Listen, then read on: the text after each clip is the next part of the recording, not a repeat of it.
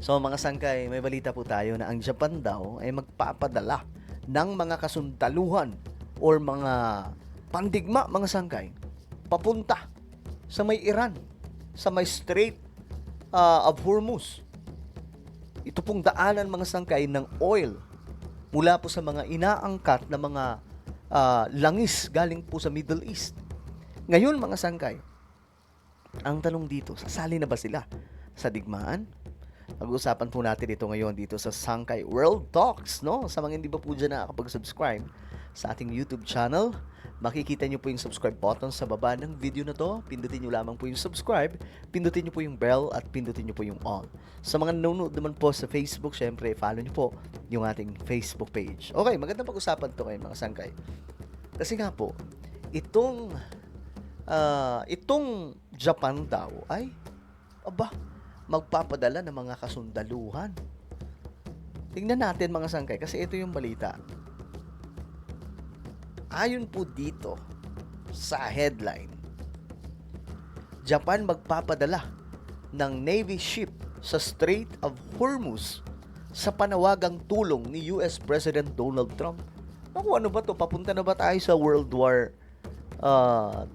Kasi ito mga sangkay, bumubuo na po ng coalition eh. Parang kapag nagkaroon po ng problema dito, puputok po ito ng malaking digmaan talaga.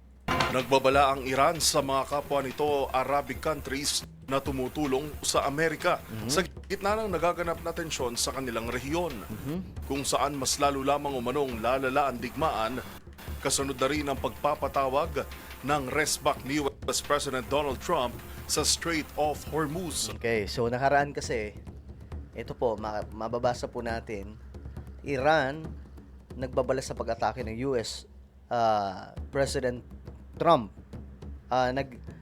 Iran nagbabala ng pag-atake. US President Trump na nawagan ng tulong para sa Strait of Hormuz. So ito po yung mga sangkay, yung pinakadaanan talaga, pinaka-gateway ng mga ine-export na mga oil mula po sa Middle East papunta sa maraming mga bansa. So nanawagan po ng tulong dito si Trump, kasama nga po doon yung China na hiningian niya ng tulong. Pero hindi ko alam kung tutulong yung China mga sangkay. Naman po natin na kakampi po nila ang Iran. Pero itong Japan, yung very interesting. Yan at ang iba pang mga napapanahong balita mula sa iba't ibang panig ng mundo sa Global Headlines Report ni James Galange.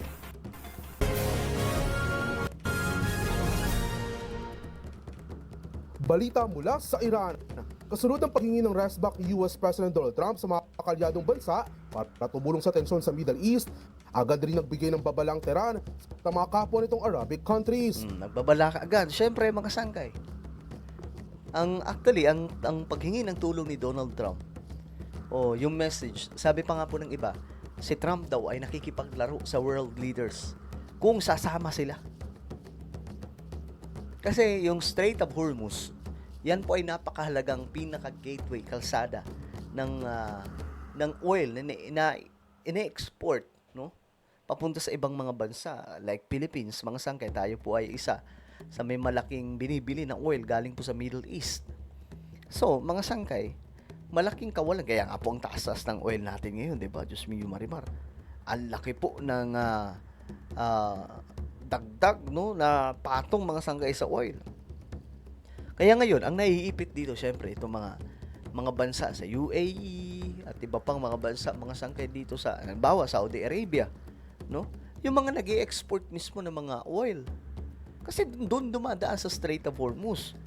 So ngayon, kumbaga, awakening ito sa lahat ng mga bansa din sa Middle East na galaw-galaw.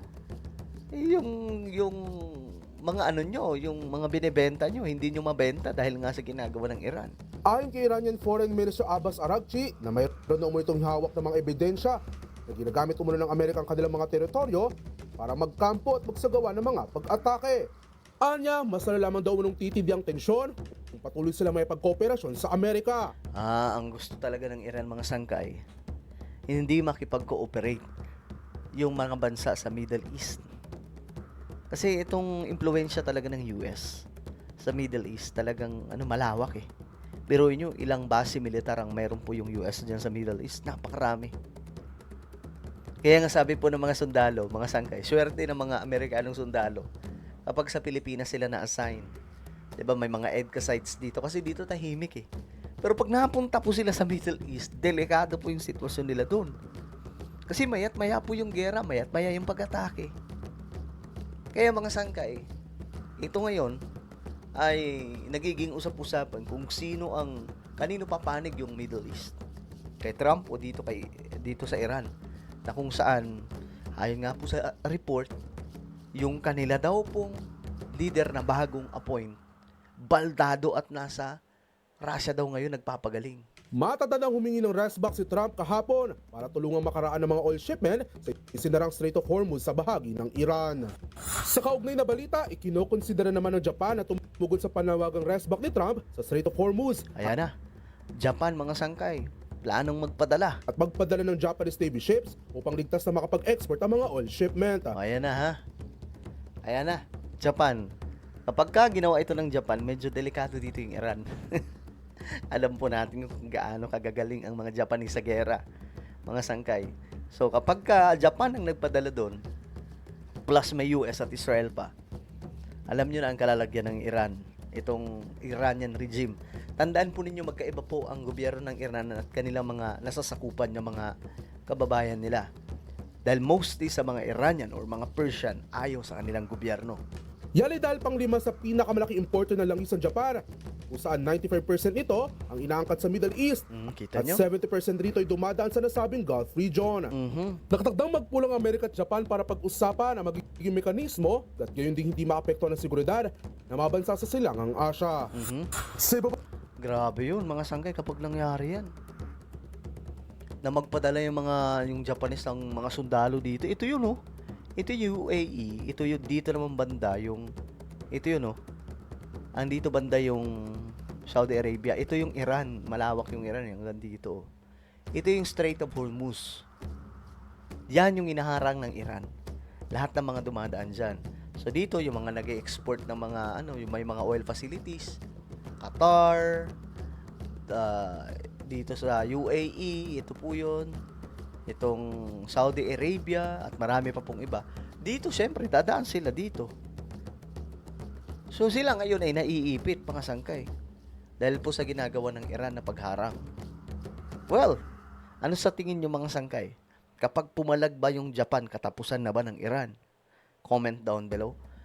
Alright, so, guys, huwag nyo pong kakalimutan na isubscribe yung ating YouTube channel dahil dito po tayo nag-upload ng mga pandaigdigang balita, mga sangkay na syempre dapat din po malaman ng lahat. Alright, so ako na po ay magpapaalam. Mag-iingat pong lahat. God bless everyone.